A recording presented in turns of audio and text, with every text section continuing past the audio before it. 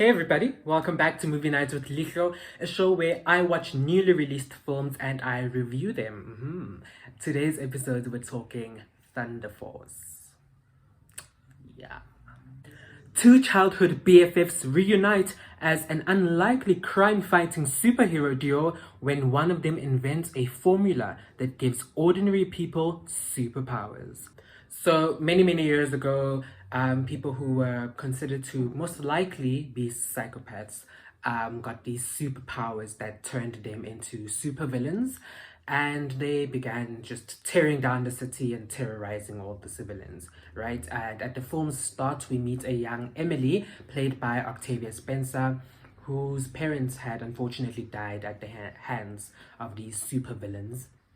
And she's a young black girl who's very smart, and she gets bullied a lot in school for being, a nerd, until a young Lydia, played by Melissa McCarthy, comes through and saves the day. Now, Lydia is this big, rough, around the edges girl, very macho, poorly groomed, your typical anti-bully character who comes and bullies the bully.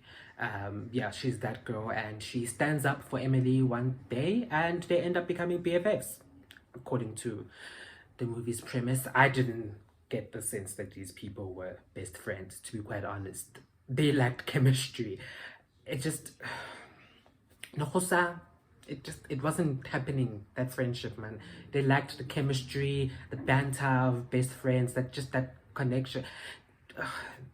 It didn't feel like these people were people who complete each other. You get me? Like, that's what best friends are. So anyway, we see these two best friends, right? Be best friends for some time, and then they just have this one argument which leads to their fallout. And when I saw that, I'm like, that is the argument that led you guys to fall out for so many years. And then you blink once and they're grown. They're grown as people, living their lives, and it's just like, okay, yeah. And already in their grown age, I think it's like, you could say almost 10 years later. I don't really quite remember. I blinked and they were grown.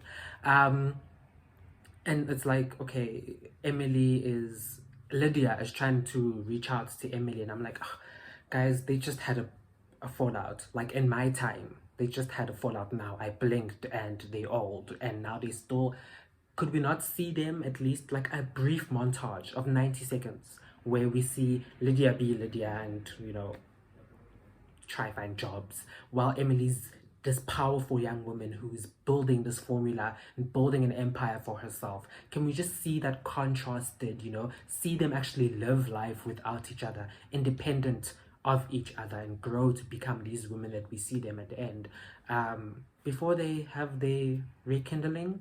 I think that would have been something. And also, missed opportunity would have been a great moment for representation for young black girls to see a black woman be independent, be a scientist, and create this world that ends up saving the day. You know what I mean? I don't know. Missed opportunity for them. But anyway, they end up meeting, and then an oopsie happens.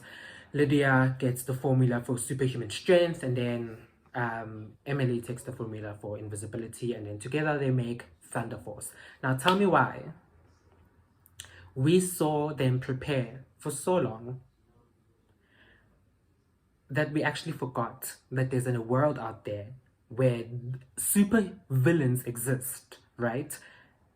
Where they supposedly are tearing down the city. People live in terror and in horror, and just like they're scared. People don't want to go outside anymore. Tell me, we don't see that. I never got a sense that, humanity and mankind is in danger at any point of that film, the way that they described it in the premise and in their dialogue. I never got that sense, I mean, there's a man who has lobster arms, who walks around like a regular civilian, and he's having dinner at a restaurant, and no one is like scared that obviously this man is a clear supervillain. Why is he among us? Yeah, it's just, there was a lot that just fell flat with this film. And then there's the action, or lack thereof. How is Emily? There's no one that pissed me off like her. She's invisible, but she's there hiding behind counters every time there's a little fight, and there were really only two fights. So, lack of action, superhero film. And I'm like, ma'am, you're invisible. How about you go kick the man in the balls? Kick that man in the fucking balls. And like he'll scream and fall to the ground. And if you kick him hard enough, I'm sure he'll vomit. And then you beat him up. You're invisible. Kick him in the fucking balls. It really lacked action. Yeah, it really wasn't giving. This film didn't give. From a writer's standpoint, I feel like it was so rushed. The characters don't really develop. The world doesn't develop. The stakes aren't raised for them. Nothing builds up. I really hate to bash this film. I was so excited about it, but yeah, honestly, I'm giving it a 5 out of 10. But hey, we had women be superheroes, you know? And a black woman was there and she was a superhero and she created a formula and she was a smart scientist. So yay. And the costume, I loved the costume because it doesn't sexualize women. Unlike, you know, the Wonder Woman costumes and stuff like that with the bodysuit. Yeah. So the costume wasn't really anything for the male gaze. That didn't sexualize them. So it was just like they were women being superheroes for the sake of being superheroes. Well, they tried, but yeah, no, it's a generous 5 out of 10 for me. Yeah, go ahead, watch it, and if you have, let me know what your thoughts were about it in the comment section. It's Thunder Force, streaming now on Netflix.